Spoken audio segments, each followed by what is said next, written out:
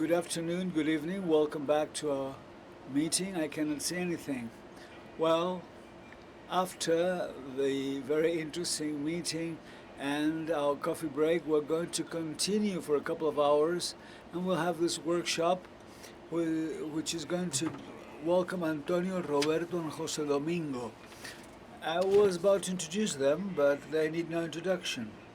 BugBounty workshop, and my dear friend will introduce himself because I know him. I've known him for a very long time, so they need no introduction. Let's give a big round of applause to our three friends. Thank you. Thank you very much for your kind words, and thank you for staying here with us instead of going across the street to the different room. We know there is this virus that hasn't affected us. And have you already worked with the BugBounty? BugBounty, yes or no? I see we have friends among the group, and I think that it's interesting. I'm going to start saying something interesting, something very important I've seen in our BugBounty community is the friendship and this sort of strong will of sharing things. I haven't seen this since the end of the 90s, and of course, in spite of my very youthful figure and how well I look, I am not that young. So there are some articles and some papers where researchers and companies have been informed about this bug, and they share the information, they talk about the impact of the bug and how they have debugged the situation, how they have solved the situation. So we get information, and on top of what we're going to tell you today, this will help you for the future. We are connected using WhatsApp. WhatsApp is for all people, but Telegram, when I started working with this a year ago, there were only channels in English. There was one interesting channel that I recommend where they share interesting things, everything from our world. BugBounty Hunter. BugBounty Hunter. It was created by a Spaniard. And today we have the website, and it is focused on Telegram. It's rather interesting. And I wanted with a friend to analyze why not having this BugBounty channel in Spanish. BugBounty.es was created. We had lots of fans. Now we are more than 1,600 people. And some people complain. They say that 1,600 people are not contributing equally to the channel, but the important thing is to encourage people and to make it grow. The BugBounty community will grow. So on top of Telegram, this is a very modern group of people. They have internet videos. Most of those videos are in English. I would recommend some of the videos you could see, like stock, or the ones you have on the right-hand side down there. Interesting things. We have the knowledge of recognition. There is some online sex, and in Spanish they prefer. There is an Argentinian friend who started with some tweets, and I was there. I decided to join them because I'm encouraged to do it myself. So to see if we could go forward and succeed together. And last but not least, there is a channel of selected people, BugBounty gourmet people. They're invited. Some of the gourmet people are here, and then we do more. There are no secrecy at all. Very good friendship, nice environment, like many years ago, like end of the 90s, beginning of the 21st century. Another thing is that we like having a beer together, and it's a very human dimension. We want the real thing, and we have the opportunity of organizing the Hackers Net, which is going to take place across the street. Well, next room, across the hall. And perhaps some people, we have more than 100,000 euros at stake, and you can go back home with a bit of money. So ask the organizers if you can sign for this important workshop. Well, my picture is not as good as you can participate at this workshop. We have 3 people here. We got together here. Those 2, they worked together before. 2 people from Murcia, 2 people from Galicia, 1 from Murcia. And I do not know why we ended up working with, ended up in one channel saying, help me to do this, help me to that. And that is why we decided to organize this meeting. 3 different people, different profiles, different skills, and I do plenty of things, but I'm paid for working as CIS at a company. It is related with security issues. I go to meetings, we have risk analysis, and that's what we do. And I do this as a hobby. What I do as a hobby is what I'm doing now. Roberto needs no introduction. He is auditing security issues for a consultant firm. And our dear friend Dom, he decided to quit the world in search for freedom. Now he is exclusively working in the field of bug bounting. And that's it. What do we need from you? Well, to start working here, the thing is that really the most important thing is that we need time.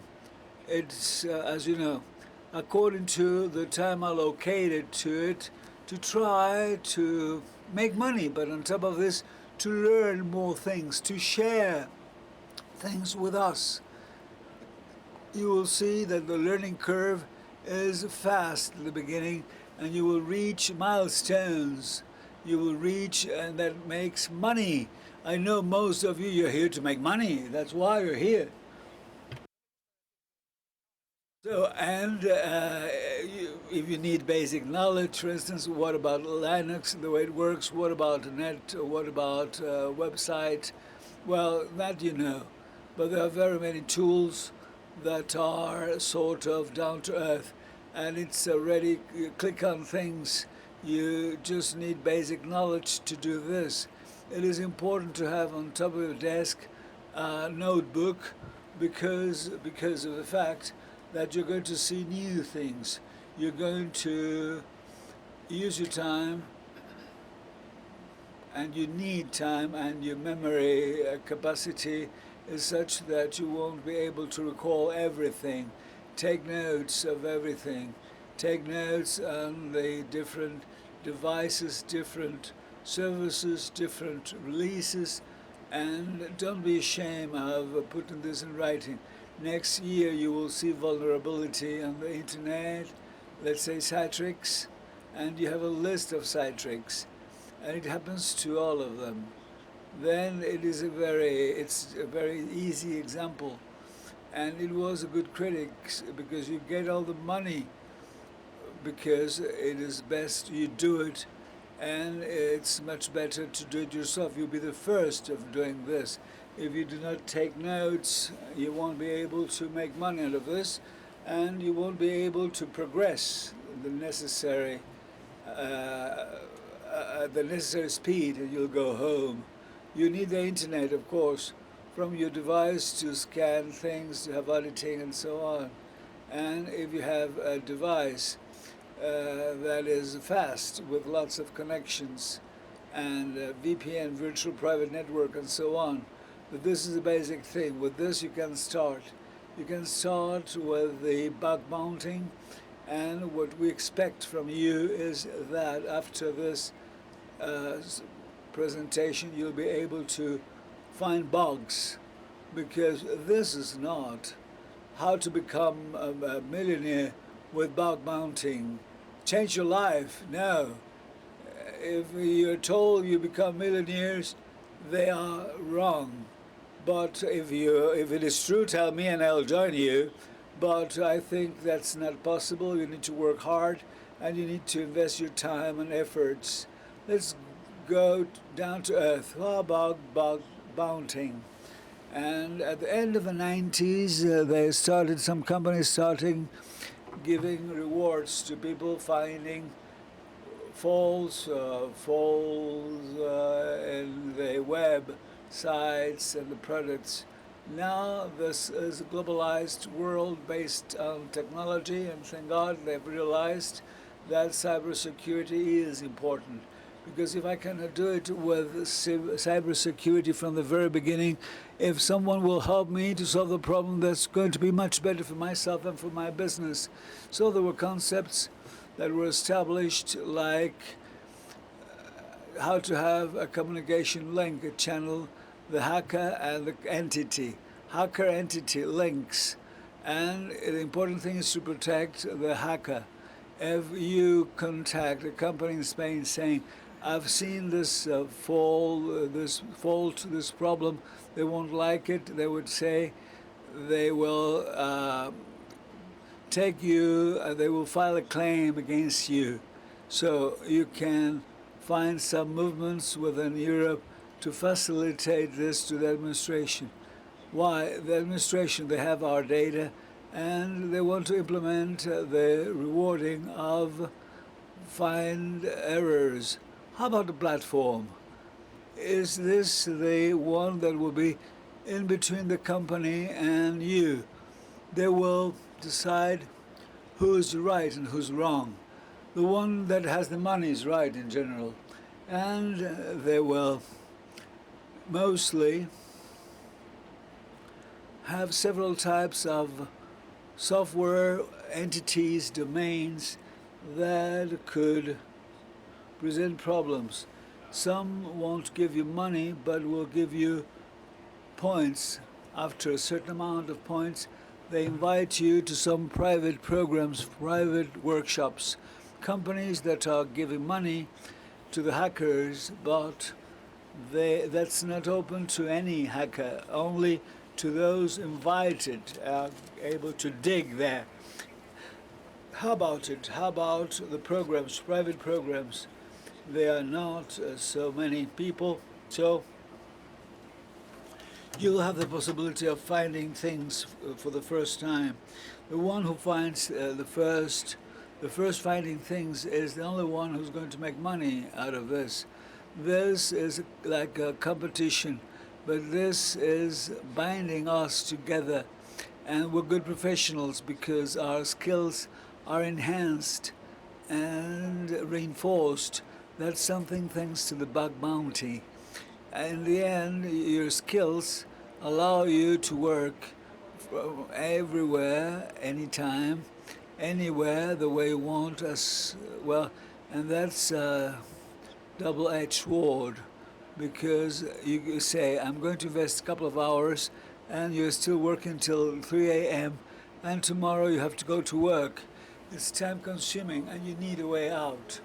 People working on that all day long, having all day working hours at home, then it's impossible. You need to go for a swim, you need to go for a drink, you need to get rid of this obsession, because if not, you won't progress and you would quit.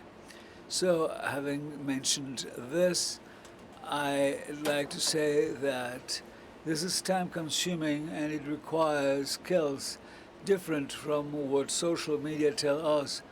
The one who gets a round of applause, the one finding things, is the one who gets points. And you do not want to publish this on social media, on Twitter. But it's a reward to the knowledgeable person. It is not like sending CVs to a company. You win according to your being knowledgeable and the time invested. You need to understand what you read. Each company proposes certain things, what you can audit, what you can see and what you cannot see. Some people say at the beginning, well, it is, I'm going to see everything, scroll everything. They see vulnerability, and they are taking some points out because it's not within the scope. You have to read in detail. When you have doubts about if this is included or not, they're not going to solve your doubts. They're not going to answer. It depends on you. It's your own criterion, your own reason, your own way of thinking. My recommendation is, if you see something, when in doubt, leave it out. You send one thing first, because if you're going to be deprived of some points, it's only one and not 5 times. You have to think that when you are going to invest time, and there is no guarantee you'll make money, it is just a nice trip, a nice time, and you're going to have fun. And control your stress, manage your stress, because there are some researchers showing they have psychological problems, mental problems, and this is a big concern that you're getting a bit crazy out of what you do. So I want to start mentioning some software and platforms, any platform you wish to use, and the scope. I would recommend a scope that will allow you to have everything concerning the company. For instance, AT&T, they have the hacker one is whatever belongs to AT&T. You can report on that because it's within the scope. It is always better to go to de novo software because it is the first time, but you're going to be the first. And there are other people. This is a world of new things, and you're competing with other people and 24 hours a day because, you know, the earth is round, and of course there's someone else doing this prior to you. I prefer to have some private or public program softwares. I would like this to have a wide scope, and I enhance them because companies, they have the idea that they want to send new things to production for production, but you have to localize things, locate things, and when they go for production, you will see how many things are proposed and how many things are forgotten there, how many bugs, how many mistakes are there. And let's start now my presentation with this thing. First part, I'd like to mention, when we see cyber attacks to company, they have, first of all, it's a recognition. Recognition comes from the military world. It is to see, to identify things you can attack. And we know we are facing a program, wide program, anything goes there. And we're 2 types of items. Firstly, you have to locate all the webs, all the machines, everything that's within this domain, in this case AT&T, and you have to see for services, look for services, and what can stop functioning there. And nomenclature is this one. There are other terms where you have other things for scanning other records and vertical other things, but as it is a very long thing, I prefer to talk about my world, my things. We'll start with the horizontal approach. With this, you have to look for all the assets you have within this scope, and then you'll have to start with all the vertical analysis. First of all, there are 2 types of tools to look for domains. AT&T.com, and it is paper as the subdomain. There are 2 ways to do it. One is with the tools consulting APIs from different services like Total Virus, asking them what you have about AT&T, and they will reply, or it is doing it with your strength. You take a dictionary with lots of common words, common terminology, and you look for the subdomains. If they exist, okay. If not, you just delete them. And within the 2 types of recognition that are getting together and in the intelligent mode you have both, and you can look for whatever. Here you see, for instance, that it is about helping, for instance, us to make recommendations. And it is true. This first part is the introduction, and this introduction will start with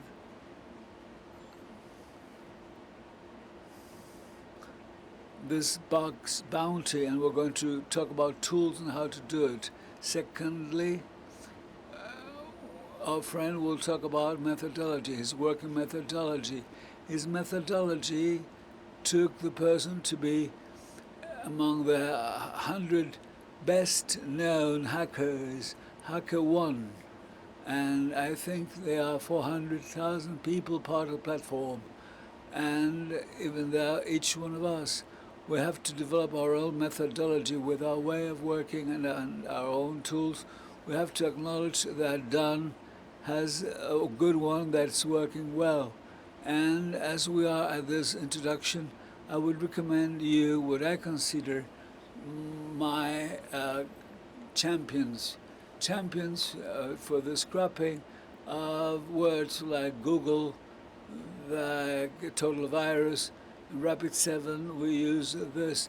It's very simple. It's only one line, and this is looking for it.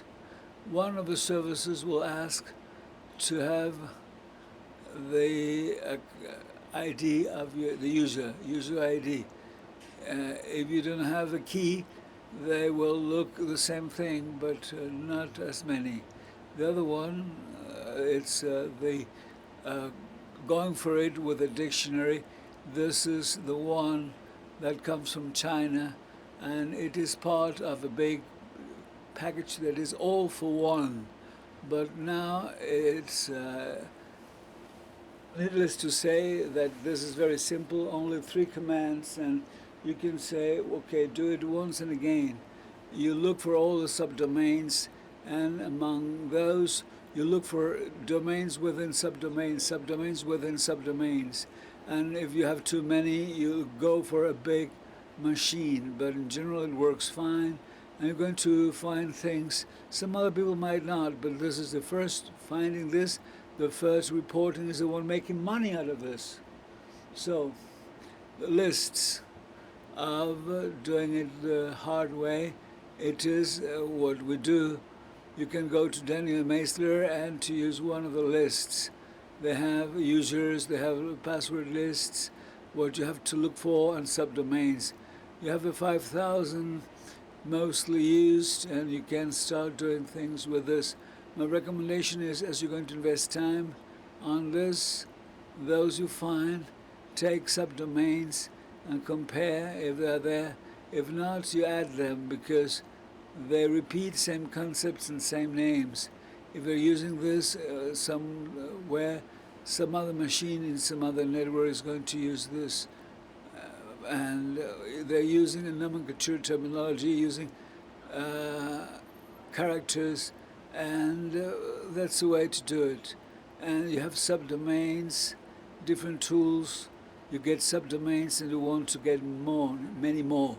You know that domains, when you register domains, you need data, and you can consult using who is AT&T.com, and they tell you about data available, because many things have a veto and they do not show them.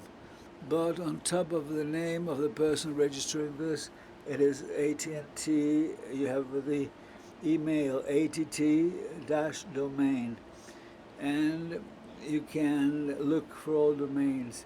Same thing as who is. You have a reverse who is. If you have reverse who is, one of the data from the main domain, and in this case the email, you get all the domains that are part of who is worldwide are mentioned to this. You have here 5,200 something. Then you have to look for subdomains, and you have to include them as part of your list. In the end, you work on that. And then the company is not knowing, is not knowledgeable. They do not know that you're investigating them. that you are working on the subdomains, it's always passive. It's not active. So in big domains like AT&T, where you have everything going out, in the case of AT&T, those big companies, they purchase small companies, smaller companies, and other companies also are included. Sometimes you have to look for this and have to wait for 6 months till they were purchased, till you get it. And you do it because if you do it within 6 months and you're not reporting, you'll get deprived from some points. You're going to get penalties. So here is for people investing, in the case of startups, to look for services per company. You put the name of the company and you get all companies, all small companies, purchased by AT&T. How do we proceed? We know about the domain, the companies, and we do the initial recognition. We get all the domains registered with the same data, like the main domain. And once again, you go there and you put them inside the list. You put them as part of a list. You want to look for more subdomains. There is a utility, and Roberto will mention the utility, is Burp. It's a proxy web. And the 1.7 release, they take a lot of efforts and imagination here. And what they do here is they configure the device for this to browse and look for the domains, talking about a keyword you're looking for, in this case, the domain name. In many cases, you have dash before, after, but it's not, it's only that and there. And so this is a small trick to find them. And then if you want to go deeper and to look for the assets in order to include them as part of a list, now, as I said before, in the clouds you have lots of services registered one day, and sometimes not with a lot of quality. They have a denied access, but if you use the tools of the cloud and you access using your console, for instance, it wouldn't restrict you. What happens there with those elements? Sometimes you're lucky, and in some files, confidential files or important files, you get them, or you get some files with a key, and you can report this. What is to be recommended about the myriad of software exists in Cloud Enum. Cloud Enum is one line. You put a concept, and it's not only looking for this, you get it there, and also in Google Cloud. If they find something, you have to look for what you've found, and then we want to get all information on the company and sub-companies, and you want to become millionaires all of a sudden this weekend. You can look for, in this case, most programmers, they feel tired. It is not because they are careless. They upload the software there to work with and to help other colleagues and to have a repository.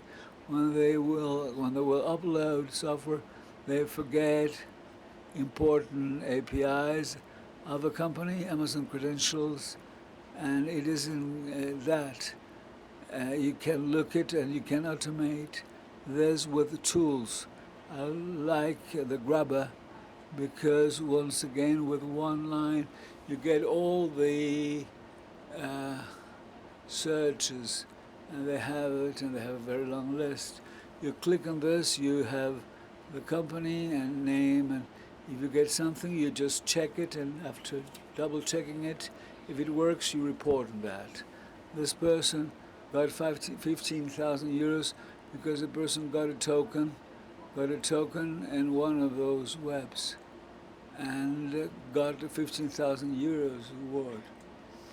And we get all the subdomains, all the possible credentials.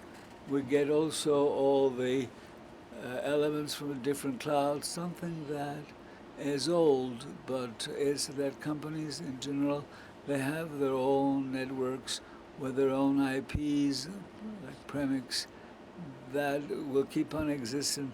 People would like to have a CPD with the own parameters using the CCNs. We could look for the company name, you can look for the registrars, for instance, and you can see all the IPs that the company have or the organization will have.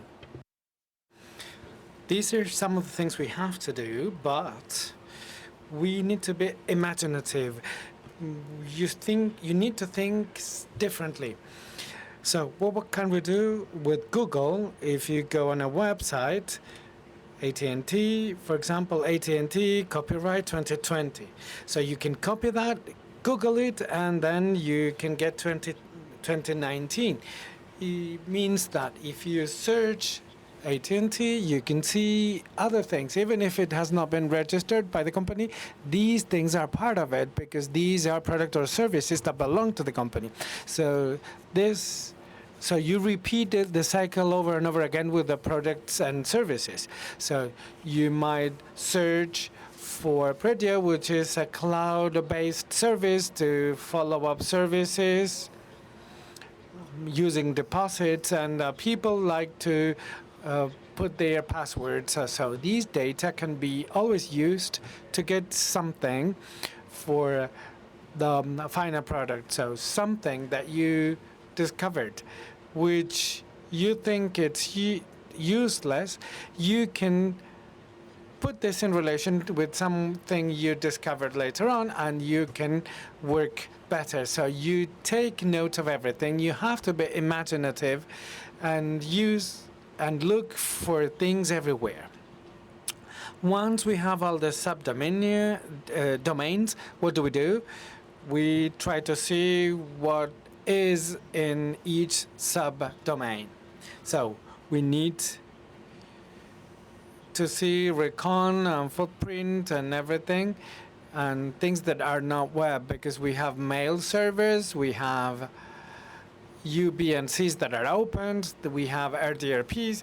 So we need to come up with the status of all this, getting the information and take the information down. So we only have 2 hours, and of course we cannot elaborate on everything, but if you have doubts about anything we say, please tell the organizers that we should focus more next year, because the methodology is related to infrastructure, but we cannot elaborate on that now. So let's see who has webs with all the domains. So you can use port scanner, and you can use HTTP probe. You can also use bus scan. I don't know in how many hours it can scan the entire internet. It's negotiable, but you have to be the first. So you might use scan. So you can use HTTP probe. It's very simple. So you download texts with all you download the file with all the subdomains. So if the domain is open, you can use it, modify it, and you can use other ports. Again, you have to be imaginative and use the different systems. Sometimes they put a web 114, 143, 80, so you can use and search the internet for that. Once you have all the lists of the web subdomains, you have to click on each one of them? No. You can use applications, thanks God. So you can have a screenshot of all this web. So you execute it, and then simply you open files one after the other. If you have a machine on the cloud, you can use a server, or you can have automated this. And I think tomorrow, a colleague of ours is going to explain to you how they automated their process, but it's not absolutely necessary. You can start with the basics. Eyewitness, which is not my preferred tool, but I think it's more than enough to start with. At this moment, you can see things like that. This is takeover. So you can take control of the asset of the target you are auditing. Before, or years ago, when everything was on premise, this could not be done because nobody could enter your machine and say, this is mine. Thanks to the cloud, you write a CNAME or a nickname of a CDS in part of the cloud given by Amazon. So this domain is going to use the application deployed in the cloud. The case over there is a bucket. So you can use this. Once the message turns up or pops in, you can see bucket. And you can see on Amazon if it is free. And if it is free, you can use it. So this means that you can introduce their malware or tools to facilitate phishing or for medium-sized companies as well. So it's not only Amazon, but we have a cloud data of Azure, Elastic WinStart, and many other applications. Outside traditional clouds, you can use Shopify. Shopify will continue noding the machine. So you can use these tools, but see if the ADNS is working or not. And you can use this because if you find 404 saying this blog is not found, you can register and you can get money at the end of the month. Some people, CBX Patrick works with Takeover. He has a list on his web and he updates what you can take over and you cannot take over. So it's going to be increasingly difficult, so use the momentum now so you can get money from this software. Once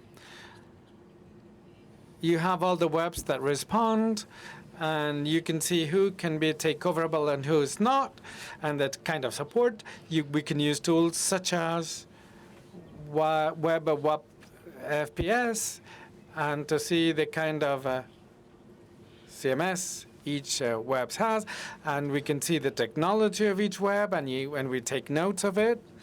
But it's important to search based on a sensitive dictionary what's included in the web and what's not included. So I recommend, it belongs to Mauro Soria, and it's very good, but it's a line. So the extension is going to be required, but it's not important. So once you have everything that is sensitive or not, you can also use archive.org. They have a feature that consults web by machine, which is an internet-based service that takes pictures of websites as they were before, and throughout history they take snapshots of the status of each web, and there you can see addresses that some of them are no longer there, but you can see some of the applications that for many reasons they were not deleted because they are necessary for the flow of work of the company, but they are vulnerable. So with using Wayback curls, you can see the past of each web. So we have endpoints. This is where we can interact at each web. So we have the endpoints of the past. We've verified whether or not the web exists or not. So what's remaining? What do we have to do now? So endpoints that references Harscoop, for example, GSPapser for Linux, that you can see But Roberto actually is going to explain this even better than myself, says the speaker. And lastly, if you want to set this up for yourself, my recommendation would be that you have to come up with your own art scripts and your own tools, and you have to adapt them to your own working methodology and the methodology you create on the fly. So you want to start and you don't know, but you have a Nahamsek, the one with the videos I mentioned at the beginning. This is a script with Maker, which is not very good. Actually, it's very cheap, but they do everything. So sublist console searches, they list you subdomains, who has webs, who doesn't have. They search web machine, and everything is included in a beautiful web. They verify whether or not takeovers took place. So you launch it, and then you go to the living room for a rest, and then go back to your machine. So test it. And you will not be the first person taking money by using this. So with all these endpoints, we could start working. So how do we start to work? I'll give the floor to Roberto, who is going to explain you this part of the workshop. Thank you, Antonio. Let me tell you that thanks to Omar Benguarda, we met each other. So Omar, if you're here, thank you. So now we are going to talk about proxies.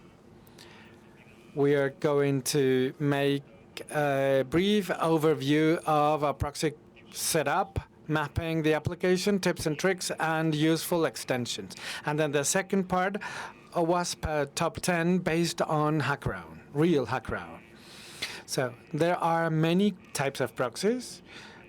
Burpsuit, Proxy, which is a proxy written in Go, a WASP, Progress, Charles proxy. Of all of these, Burp Suite and Charles have a free version and also a pay-for-use version. The rest are free versions. So we are going to talk about the most used. So how do we set up the proxy? This is the scenario. We have the install proxy in the middle. So we have a computer with a navigator, and we want to have access to a web, which is on a Bounty platform, APP. So we are going to set up the proxy now. So we start by adding a designer. And so we indicate an IP address and a port for a software listening for requests and replies. Then we need to define the scope. The scope can be defined by inserting the domain we want to audit, for example, att.com. But in this case, att, because it has scope *.att, which is long. So we are going to introduce the att chain to process all the requests. Why is that? Because ATT has domains such as att.com, att.net, or -att, etc. The next point is to mark the intersection of requests and replies based on a rule, meaning the target should be in the scope, in the URL. In the HTTP history, we're going to mark that we want to filter the requests within the scope only. We're not interested in non-responding requests, and we're going to do away all the requests of archives with images or any other kind of images. So we eliminate JavaScript extensions because these are files containing very interesting information, endpoints or hardware extensions, etc. So the proxy is set up so that the proxy can communicate to an ATT domain. Let's set up the proxy now very quickly. When you have a set up proxy and you navigate and HTTPS, so you generate a CLS certificate per site, and you get the CA certificate of Pursuit. So this CA certificate is unique for this, and it's generated in each Pursuit installation. So this is the certificate that we have, and we should to install this in a navigator for it to trust the proxy. So we can use http dash bird suit, and then using the link on the right upper side, you can download it. So you can have access burp by clicking import export certificate button. So once you download the certificate, you can set up the navigator, you see the certificate, and you can see the certificate, and you can import it. Once you have imported the certificate, the navigator trusts the proxy, but we need to indicate where requests should be sent to. The IP address 001 that was configured before, and the 87 port.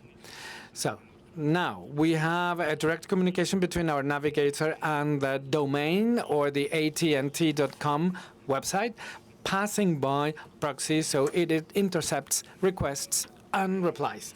This is an example through the navigator, att.com, the proxy with all the resources downloaded, the necessary resources filtered, and rejecting, like I said before, all image extensions, type letters, etc. So we will have only JSON, JavaScript files, etc. So this is what we have to do now. So this is how you set this up, mapping the application now. So you access with the navigator or through the navigator the att.com domain. So how do we map it? How do we map the application? We need to click on all the links on the page. We have to do that manually. Links, navigators, by adding things to our chart. Authentication as well has to be clicked and done. So after the manual mapping of the application, we can use content discovery, burp, and it's like a directory searcher sort of thing. So the application is now mapped, and we should have all of the requests that take part. So how do we manage this? Well, it depends.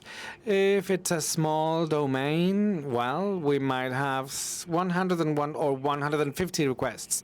But domains or websites that are really big, we will have many requests. So we go one request after the other, and we analyze them. If we come across requests with parameters, we need to see whether or not parameters are vulnerable. If we take a request with a JavaScript file, we need to go to the code and see if sensitive information can be used there. Burp has a characteristic, which I really like, which is that you can use colors to mark everything you've done.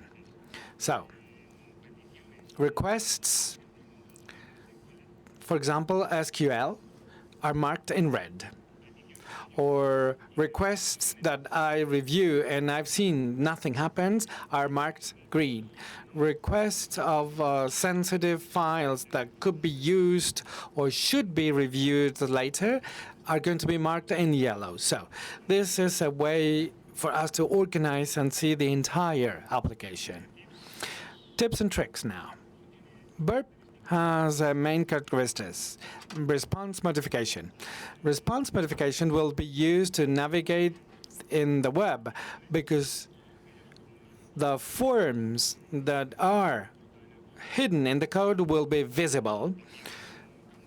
Also fields, and we can habilitate them so that we can write in them and we can delimit the length. For example, for a zip code, we can limit this to insert more or less characters. So this is an example of 4 hidden fields, so we can inject them. Another trick is in the internal part of the applications once you've registered. So for example, on this website with the charts, so you can use sensitive information, and this requests protect with a touch on TCRS. So what's this trick about? If you look at the request, the name is XCCSRF token. So if we click on tools and search, we paste the name XCSFR token and then click on match. So we will have the authenticated part of the applications. We are not protected with the CSRF. When you report this on HackerOne, it's important. Another important trick is to work with the beginning of requests, because many times with the headers, that's what I meant, because we only look at parameters, but headers are vulnerable as well. So we use match and replace function of burp or another proxy. We can define by using that a list of headers. As you can see, all of them have a payload value, and then the last we can declare payload and or sleep 2. So all the requests for the mapping of the application will have the injection in all the headers, as you can see in the lower part of the slide, so that we can identify if requests are taking longer, and that's why we can identify vulnerable headers. So now, burp extensions. Antonio referred to JavaScripts with very interesting sensitive information. Some scripts can be sent with information that you got, and you will see that on the screen. These are extensions that make our life easier. So we have a Finder, which is a global extension at a burp level that you will see at the upper part. And for each endpoint file, they are going to be included and reject the other one. So you have a JS with a lot of things that have been downloaded. Another extension is link dumper. JS link dumper, JavaScript link dumper, similar to the previous one, but the previous one is okay for the community version, which is free of charge, and this is the pro version.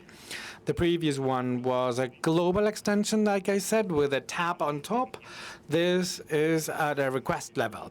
As you can see, we have a request, and then the reply, and the dumper with all the endpoints of JavaScript. If you see this closely, number 17, ufix.att.com. So this resource is downloaded by visiting att.com. An external resources is required, and it is downloaded. So we need to take this down to review. Number 24, trsm.att.com. Same thing. Another extension, over++, which is not logger++. I really like this because all requests done for bigger webs, these are many, so we can collect them here and put them together. If we need data later on, they will be included here in the logger++ extension. BugBounty. This is BugBounty is an extension that improves active scanning and passive scanning of burp, because we can introduce personalized rules. On the right, you have an example of vulnerability identified with this extension, and then you have a YouTube channel with many more. So I recommend you, if you use burp, please install them and start using it. So navigator extension, so proxy, so OpenList. I really like OpenList because when we are trying to identify the domains that respond and those who don't, we can take the list of the responding ones, paste them in this extension, so all the URLs will be open in each tag. So very quickly we can see them all. So navigator, proxy for a standard configuration of proxy or proxy switcher as well. Now, let's see some real examples of a WASP based on BugBounty and on the Hackathon platform. So the top 10 is the 10 most important security risks identified in web applications. This top 10 is elaborated and published every 3 years. So let's start with top 10.18, insufficient logging and monitoring. We're not going to talk about this because this vulnerability rarely exists in platforms. This vulnerability is not very much seen. Top 10.9, using components with the known vulnerabilities. The use of libraries, the use of frameworks with the known vulnerabilities will make our system to be vulnerable as well. One example of that is the example you can see on the screen. The user found a DOM-based script in the WooCommerce plugin. So it was automatic reported and a bounty of X dollars. So the user access to it as an administrator, so he can have access to the WooCommerce plugin, creates a new order. In the billing field, they insert the payload that you can see on top. You save it, and when he has access to the addition of the order created, the navigator interprets and it executes the code, as you can see on the screen. Top 10A8, insecure deserialization. Failures in the deserialization of objects can make users to execute remotely codes, manipulate objects, or manipulate privileges, etc. In this example, a user has identified a remote execution of the code in a site of the U.S. Department of Defense. So it is critical. This is the severity. And as you can see, no ransom. So like Antonio said at the beginning, some bounty software don't require ransom, but they give you points for you to scale up in the classification. So this user identifies the PeopleSoft software from Oracle with 2 vulnerabilities. And service denial. They use this tool for exploiting vulnerability deserialization of objects within Java. There is a payload where you can see what happens. You see the URL DNS, domain name server, and it is a subdomain that's under control. When you go to payload, it is the payload of the vulnerable server that arrives, and there is a request for DNS. And you see here the DNS request down here. For the service denial, what you have is you get the software and the same process. You have a payload for a service denial. This is going to the vulnerable server, and you have it, the service denial here. So you have here the top 10, the A7 cross-site scripting. Those cross-site attacks, the failure is lack of validation of the data coming from the client, allowing that the browser will execute code on the other navigator, on the other browser. And we have here vulnerability identified. 2/3 of the applications are vulnerable, will have this vulnerability. The user here has identified a cross-site stored here in this functionality reported program on data.government, and there's a bounty that's $300. The user here, what he did was to edit a report, a file, creating a file report, and the description of the URL fields, he inserted a payload of XSS Hunter. XSS Hunter is a platform allowing us to exploit the cross-site scripting, including the blind ones. When you have the XSS Hunter, you have a subdomain associated for obtaining the requests. And this is an example of the payloads you have in this Hunter. The XSS payload is the first one. This is a basic one. You have other ones for the same purpose. We have more than this. I don't know exactly now, but they have more. And once the administrator gets to the report, have access to the report created by the user, the injected code is going to be executed, and the user will receive at the server this information, the URL where it comes, the request comes, IP address, and the cookies, which come from the administrator. And then they have the top 10 ASIC security misconfiguration. This vulnerability is related to configuration faults for configuration problems. The user here identifies, reports this bucket this bucket is able to be accessible to any Amazon authenticated user. There is a bounty that's $140, and this has been reported to Twitter. The user, through Navigator, gets to the domain metrics, as you see here, and .tv, and it is denial of access. So the person will inscribe himself at Amazon, and with this will use the client for a request. The command is ss3 : and the domain name. As you see here in the black part, you have a list of the bucket content.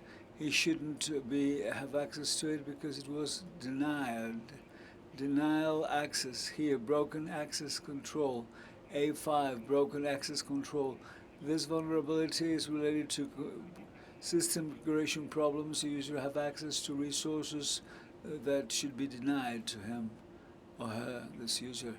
The attacker is able to have access to comments from the team members that are private, and the severity is quite high, and the bounty is $7,000. The bounty as such is very high, and it's quite good. And here we see the user has created two profiles, as a victim and as the attacker. As a victim, he's created a new project with this configuration. Those two checks are enabled. They allow us to enable to see and to edit parts of the project. As the attacker, you won't see here. The attacker is hidden here. The attacker have access to the project and will have the watch option. Will get notifications whenever there'll be changes. When he or she has access to the email box, there will be comments that in principle were private, and the person shouldn't be allowed to read them. Then we have the A4 XML external entities. A4 XML external entities, as we here see, this vulnerability refers to XML wrongly configured processing devices. The user have access to directories, files, or will be able to execute even codes. The user will report it's one application for auditing websites where they expose the content of directories and files. It's a critical level. The bounty here is $2,000.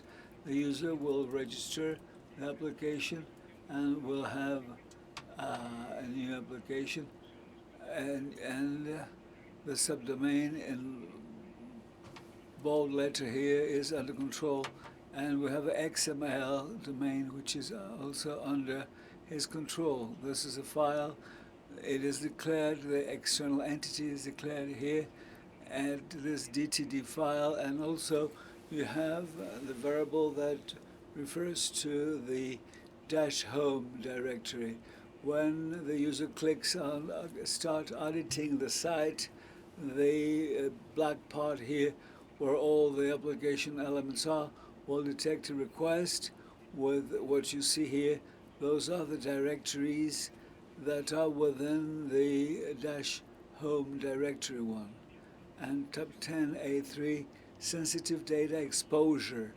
That is the common attack, is the one having the highest impact, because the problem is that data are not coded or are wrongly ciphered. The user was able here to get files in Android. There were very sensitive data from the sandbox, and the bounty was $500 only. The user said there was a failure through which he was able to have access to the content of the repertoire, the directory with the apt harvest. That's part of the application. It's for the application, belongs to the application proprietary. There is an activity exported. It is the have a app edit expense activity accepting this. Yuri will process this into a PDF and will store this in the external application. This is what they get.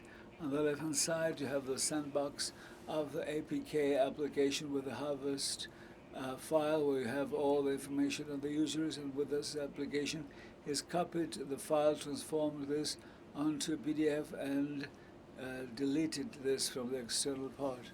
A2 broken authentication, the top 10 A2 broken authentication. This will allow the user to identify sensitive information, credentials, in order to authenticate at a system and to have phishing, to impersonate other users. Here we have the broken authentication on Baidu. The bounty here was $427. The user will take the email from his victim and will create an account. The system tells, congratulations, check the email, and to confirm this, you have to go and open your email and to activate this, to click on activate. But he goes to the source code and will identify this parameter with this numeric value and will identify this. What will he do? As he had the activation link, will replace the UID value and the login and will put the encountered value. As a consequence, the user will have access to the account without any valid confirmation. And to put an end to this, top 10 A1 injection, SQL injections, that is when unreliable data are used for consultation and SQL consultations. There are consultations, LDAP, non-SQL, and so on and so forth.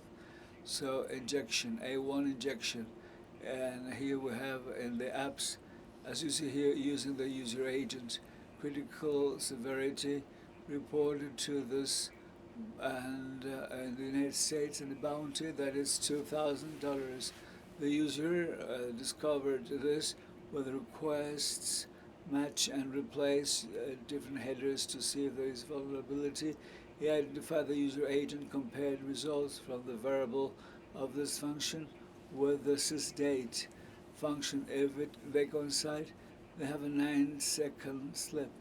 As we see here, second case, same thing. We compare the return of the function with what the sysdate function gives, and we had a 25-second slit, as we see here. And with this, I think that we get the next part from Dom, which is going to be extremely interesting. Good afternoon. First of all, I'd like to thank my co-workers for their wonderful presentations.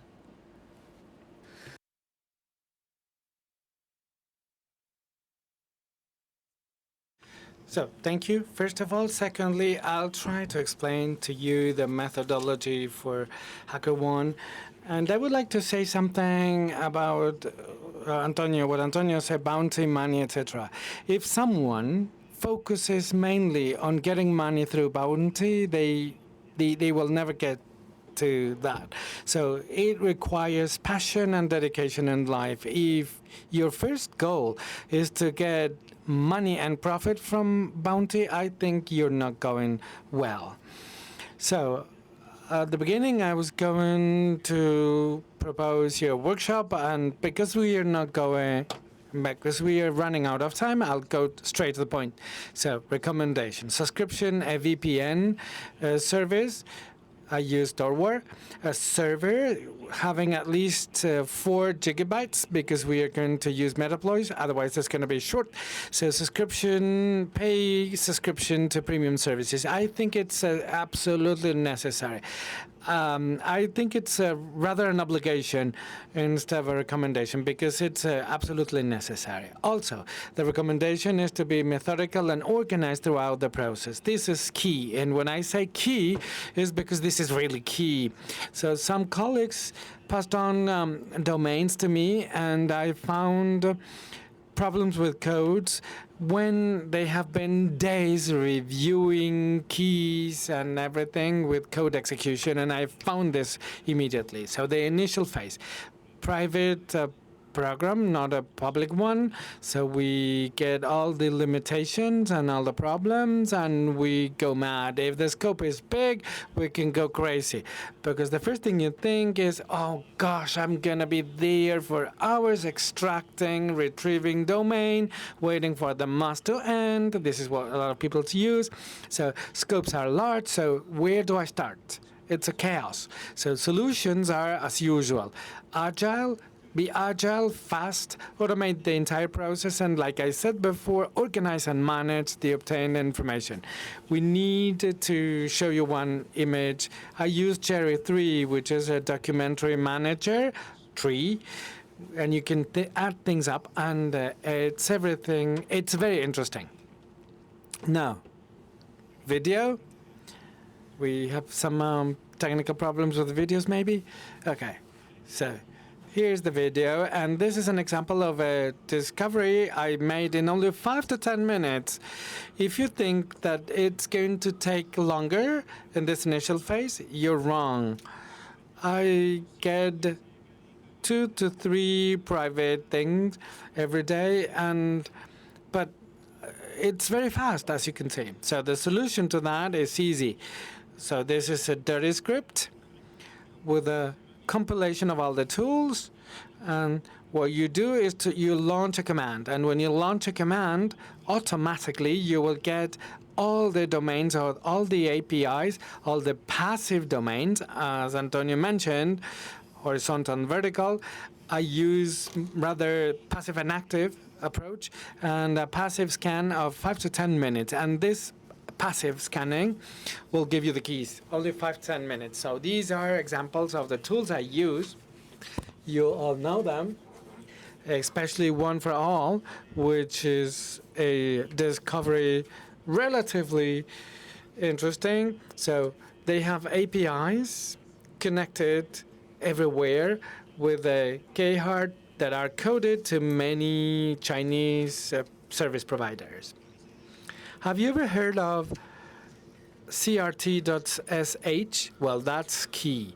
crt.sh.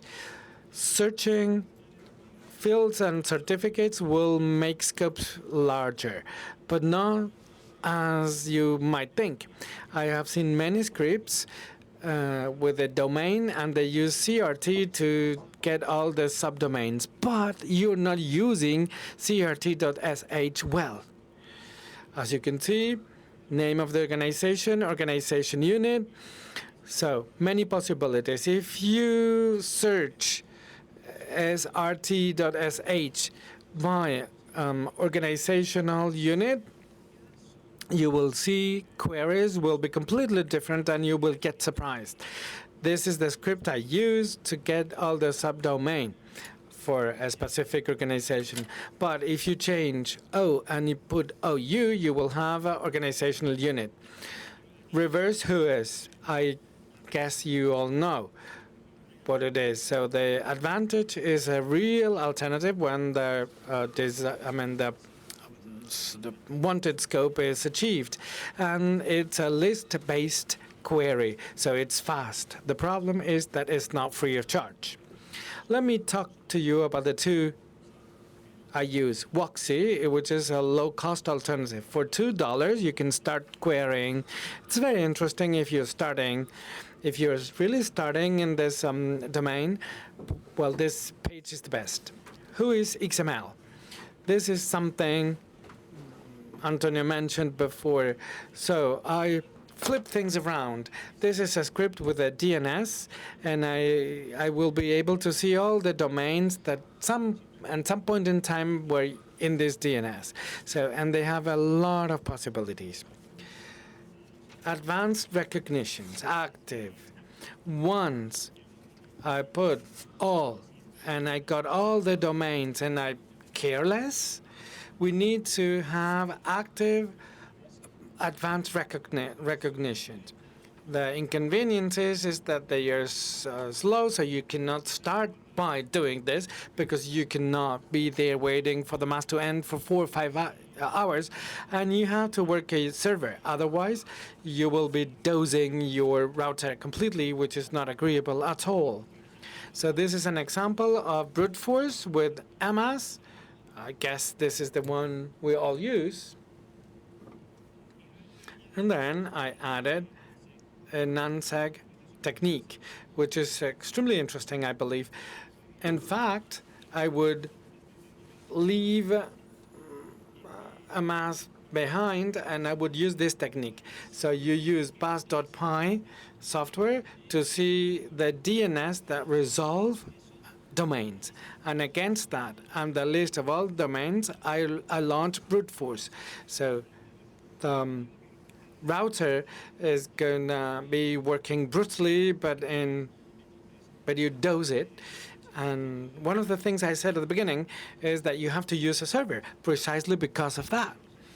And here you have the script for you to use it. It's a modification of the original script of ASEC. Lessons learned. Passive discovery, as I mentioned, are the most appropriate to have an initial overview, because we cannot spend 8 hours for the mass to end. What else are we going to do apart from waiting? So if you look certificates, the results might be interesting. Reverse whois-based paying services will increase our scope considerably, and the brute force techniques for DNSs are absolutely necessary. So what is the order? So I will not start by brute force DNS. We need to be fast, effective, and organized. Let me insist on that, because this represents 50% of your work. Then discovering services. Once all the domains are there, they can go to the server, and automatically domains are being scanned without ACK, and we can have 100. So this should be agile. We cannot be there writing maps or countries, etc. Things should be fast. We cannot waste our time in that. FOFA, F-O-F-A. I think it's very interesting, because the last vulnerability is Tomcat. So FOFA has specifically characteristic no soda. So we might search per protocol, by protocol. So this makes a difference, because if this service is protocolized, a great part of our job is done. Initial discovery of resources, Google, DuckDuck, and Bing. We all know Google, so I'm not going to talk about Google. Bing.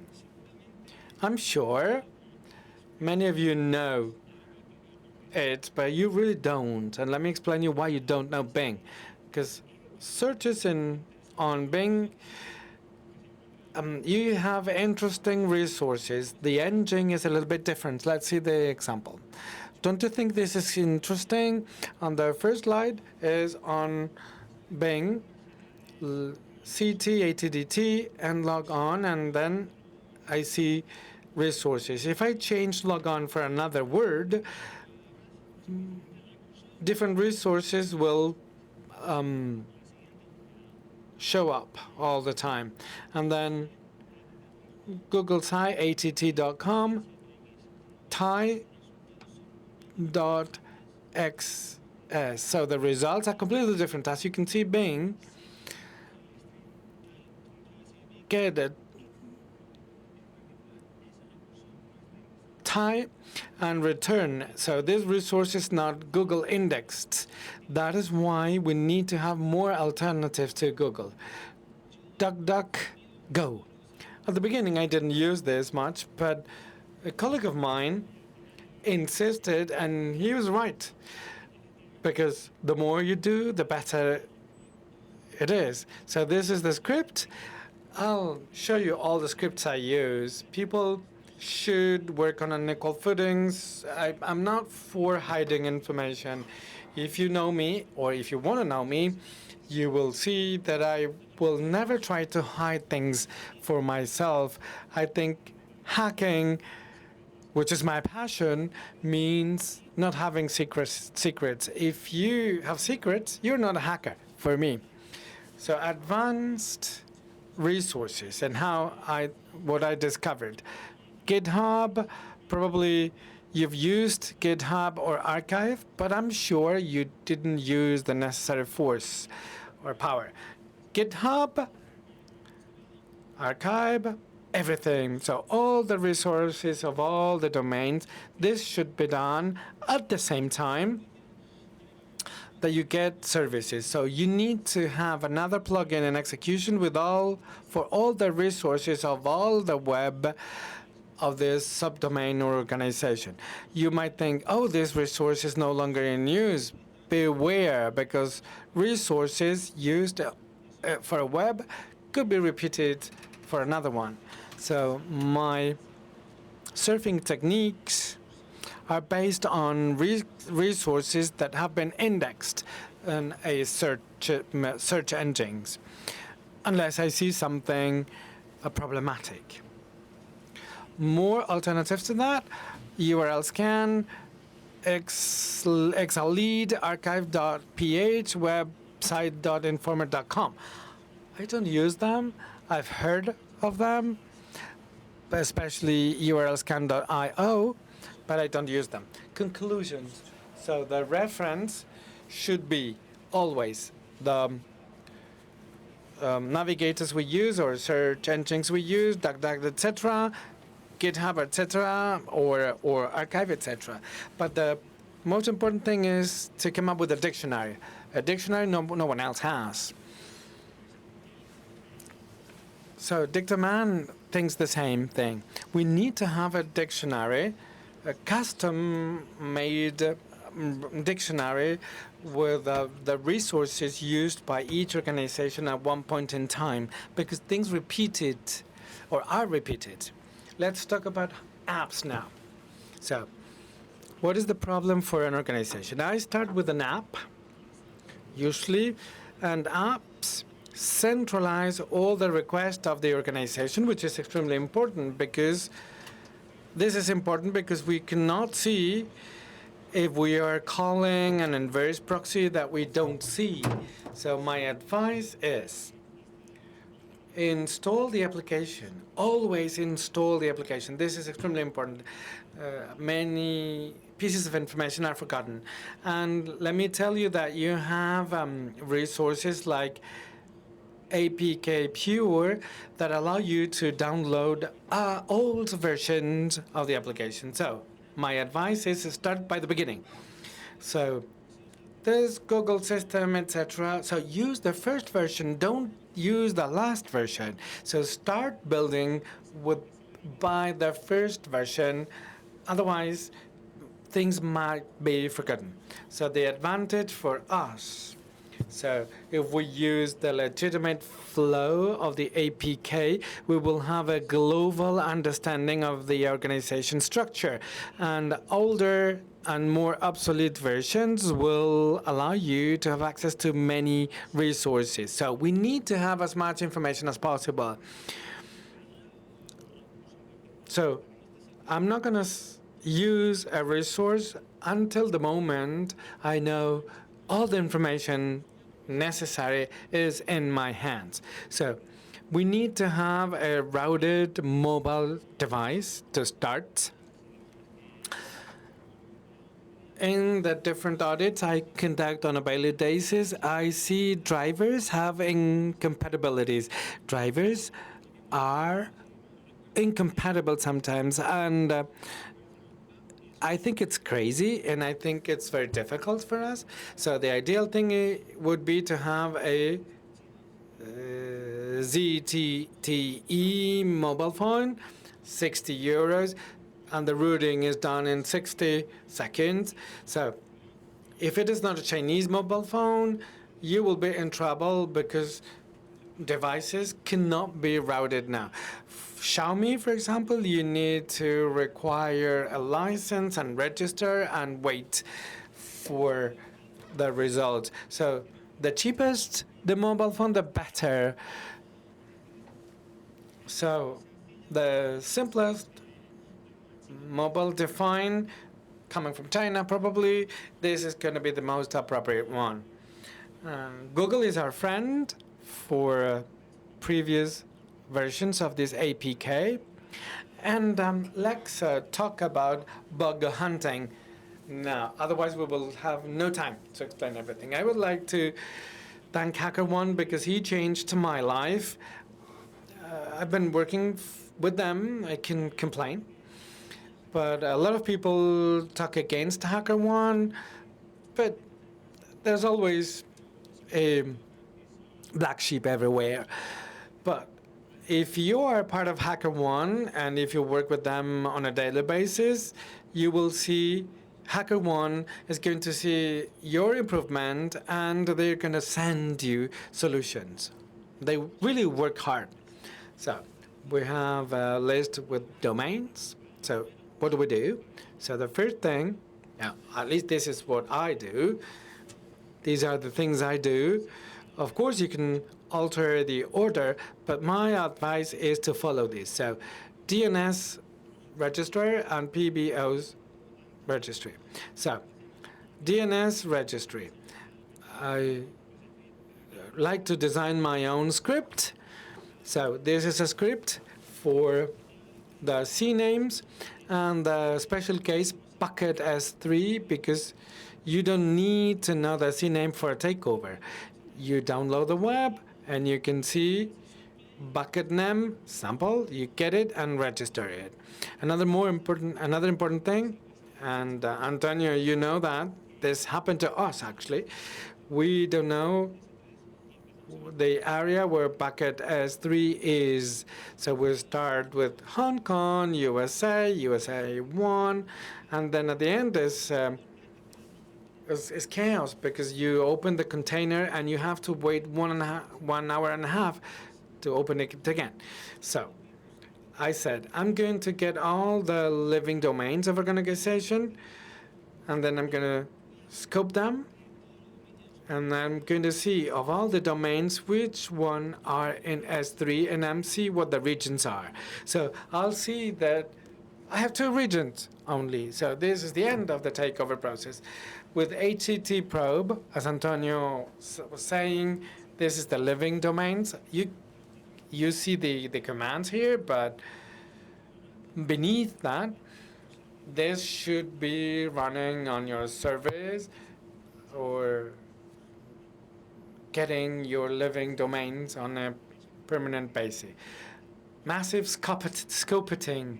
This concept, massive scopeting, is a concept that developed by my ex-team at Santander and myself. List of resources. We took all the living webs and we put them in the proxy. Once I started working like this, meaning sending all the living domains to the verb, I realized that this is the most effective way to extract easy information without having to use Eyewitness or other software for captures. I think this is absolutely useful. This concept, Roberto mentioned, Ajax Rain. I didn't know exactly what the software he was going to use, but I used commands and I developed this script with my colleagues. So the concept is, we didn't launch any kind of fusing. So we are trying to identify technology, structure, etc. The main concept is to see what are the calls that are done beneath. The static content, as Dark Broider said, is very important, but I think it is more important the Ajax call, to see if the organization works with a single payload or how the organization works. So, and see where all the authentication requests go. Here you can see part of the concept, how to create a Firefox profile, importing new Burp Suite certificates. I'm going to show you a video clip and the command for you to launch it and use it. So I have 500 living commands, all to the navigator, well, the calls, all the calls that are made, and I can see this, all of this. So now let's see the video clip.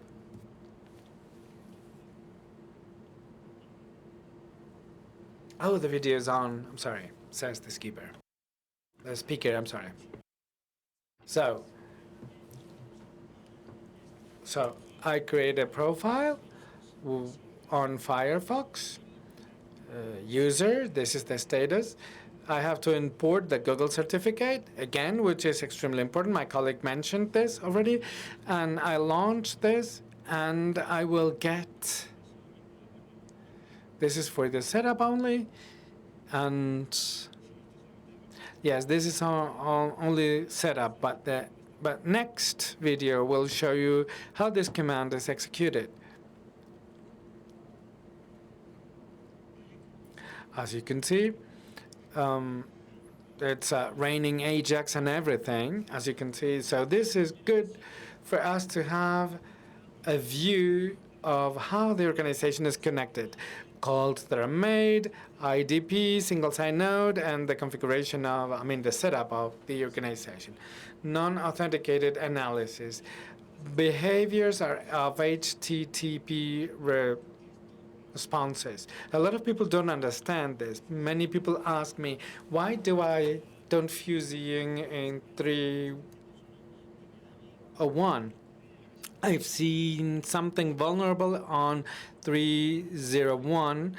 I think it's important. Everything is important because I follow this methodology. For me, this is important because I use this methodology. So, cookies might be also very important.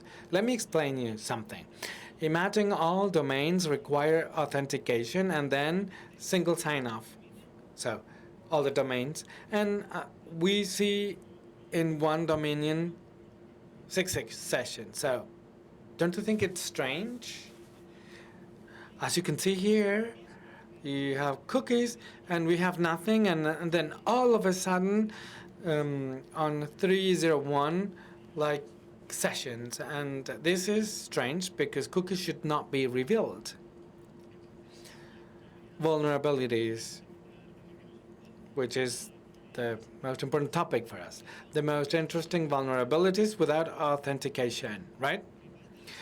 Bypassing the HA proxy. This is not mine. This is made by Fernandes. So URL encoding, and you can have access the information that is requested. As you can see, HA proxy is set up 80 when we said forbidden by administrative rulers, and then we can have access to all the application files. I've seen this many times. Bypassing HPA, proxy, and other methods. I requested permission to publish this because obviously this is a little bit dangerous if we don't get the permission. So the pussy user bypassed the whileys of the HPA proxy by putting colon, semicolon. I think this technique is known by everybody. So what I did, I normalized the URL. So I put numbers and letters, and I did the same. So I bypassed it. This is the path normalization orange technique. I don't want to elaborate on that because I don't know this very well. As you can see, authorizing. Let me give you the context. So there was nothing here. So what I did is I had nothing on archive. I didn't find anything because it was authenticated, so I didn't find any specificity in this domain. But something told me this was vulnerable. So I started working with words, 30,000 words. So authorized bad request 400. So before authorized, I put dash. It gave me an error, and the conclusion I drew was there was something there because there was a tomcat tracing. So I used path normalization, and I was able to access the password beyond authorized or behind. This is the vulnerability, one of the vulnerabilities that are more critical. Spring Boot actuators. So this is direct. This is not mentioned a lot, and this is important. If you would like to have advanced notions, I require you to access spacercon2020-EN because he gives you a lot of information about that. Bypasses with X-forwarded header. A lot of things were found. I've seen many of those. So the local host is web listed between balancers. So you use the X-forwarded header, and 401, nothing can get from that, can be converted into a 200 by adding the X-forwarded header. X forwarded 727.0.1. So if things have been done well, this would have never been vulnerable. And then, like I said before, direct RCE, so the fuel CMS, so 3 months of work. So one organization purchases another one, so they changes the order for the bar to be used in the domain, in the main domain. But we say session, so this is the session cooking using fuel CMS. I'm going very fast, otherwise I'm not gonna have time to finish, says the speaker. So authenticated analysis. Please observe the business logics. This is extremely important. I think details are key, in my opinion. Auditing, just for the sake of auditing, and the only thing many people do is fusing, and they do that by fusing. I cannot do that anymore. Just doing things for the sake of doing them. Like my colleague Dark Droider said, we need to follow the OWASP guides. So it's important to know that if you cannot do it today, you will be able to do it tomorrow. So tests, nothing happens. Insist, nothing happens. It's 5 a.m., still nothing happens. And then the following day, I wake up at 11 a.m., and then after 5 minutes, I get it. So this happens to me a lot. Many times you have to leave things and leave things for the following day, relax and start from scratch. And then either. Everybody knows either. I have a special technique to find either's based on a concept my colleague Roberto mentioned,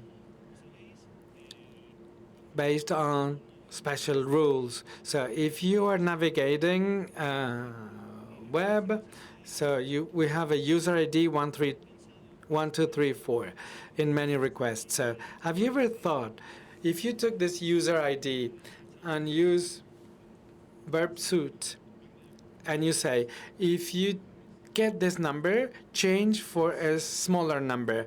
So you automate what we know. Of course, you cannot try in all the parameters whether or not this is either vulnerable.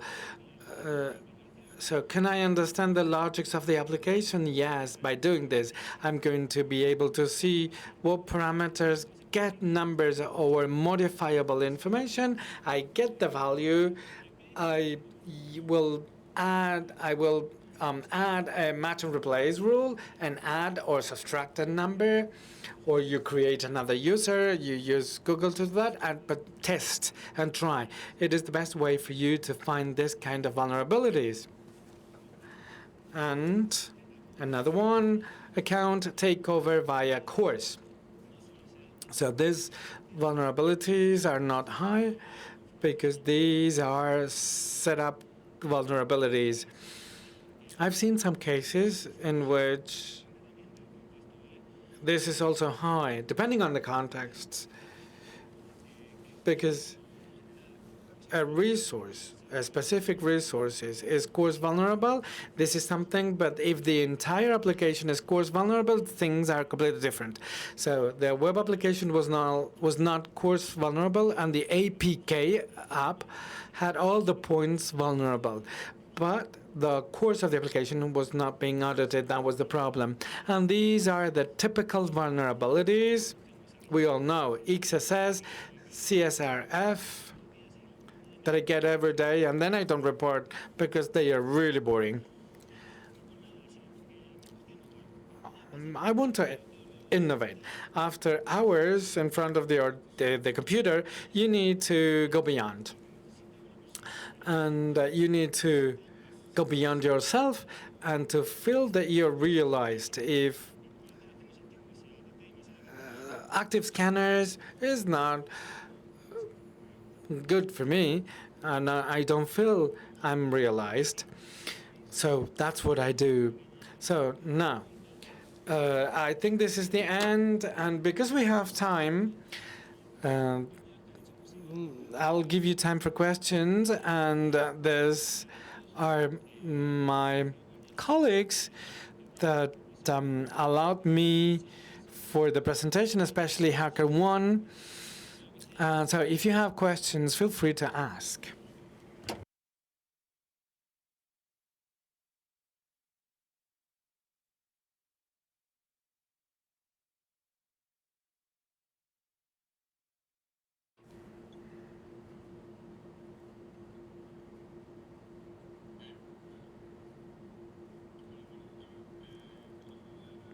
I have a doubt. Thank you, and congratulations for your presentation. When you started coding the URL to confuse the navigator, how did you change from point to percentage, dot to percentage? What is the basis you used? I scopeting by using massive scopeting. I did this for all the domain, and I got forbidden by the administration ruler for 403. So this is an HPA proxy which can be bypassed, and one of the techniques developed by Jose was to encoding special characters to miss waitlisting mechanism of proxy. So I found 403 forbidden by administrating rules, and I knew there was an HA proxy. So nothing was set up, so it was easy. I could have done something else, or nothing could have been forgotten because things are well implemented.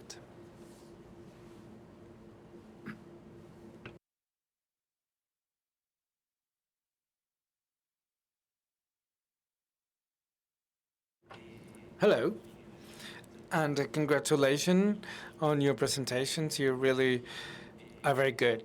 I have two questions. First question. We've seen that you automate many things. All the recon part, yes. What happens if you come across a firewall and you are searching and then things are complicated? So how can you avoid that? Of course, I couldn't mention everything, but I used as a scanner and ITO1 very carefully because I got messages from HackerOne saying, we all know it's you. Okay? So now I understand what you do. Second question, advice for a good dictionary. So how do we create a good dictionary? So recommendations.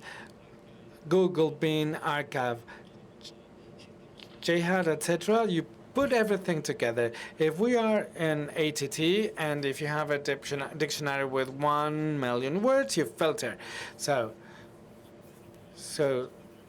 you can delete WPT, and at the end you will come up with a 300,000 word dictionary, which is not bad.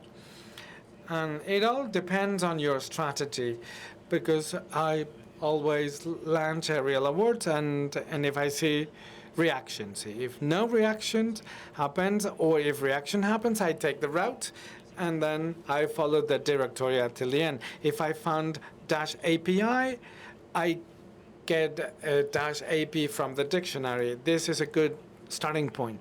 Starting with or by or with what you have. So your dictionaries have 100,000 and above, yes, or 300,000 and above, yes. It's important to understand that a company buy an organization, and of course they are not going to do 20 CMS. They try to deploy them as much as they can. So you know that, and with this information, you try to play with this information. So developers say, oh, no problem. So -API, and then you cannot find it. So you need to have things indexed. Otherwise, you will not get -API. So if you have the internal backstage of fuzzy, so you do that with this fuzzy thing, and we need to have the reference of search engines and digital or archive, etc. And you have to include everything in the dictionary. And then if you're not interested in one domain, you can take another one. Thank you. Thank you very much.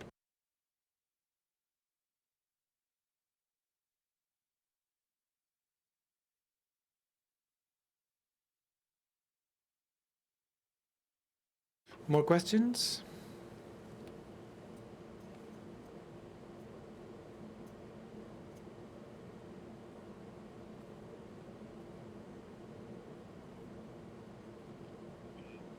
Hello. Thank you for the presentation. I really like it. I would like to ask you, to what extent do you recommend the use of a WhatsApp scanner? I tried this just to know what it did, and the automatic scanner they have does many things. So probably this is out of the scope of we can do in BugBounty. So do you recommend for some trials? I don't recommend any kind of active scanner because for me it's wasting time, unless this is for something specific, creating a profile to advance. So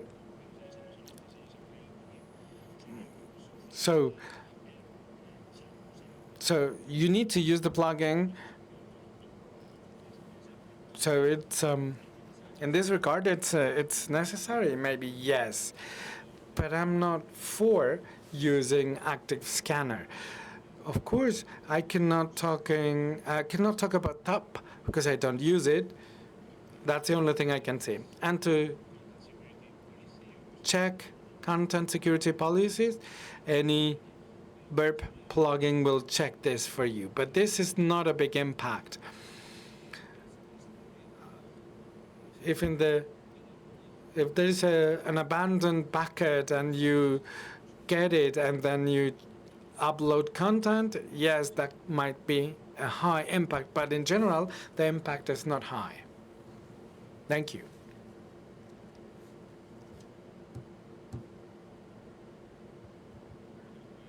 Okay, then, thank you very much. And tomorrow, we will have a hacker night. So these are our Twitter username here. So if you need anything, please reach out, and we'll be more than happy to answer. They have their names, but they don't have your Twitter username. Oh, here they are. Oh, yes. So, of course, we are hackers, so we don't have to use @. So thank you very much, and tomorrow we will have the Hacker Night. It's the first time we're going to celebrate Hacker Night in RootedCon. We hope you will enjoy that. Thank you, and see you tomorrow.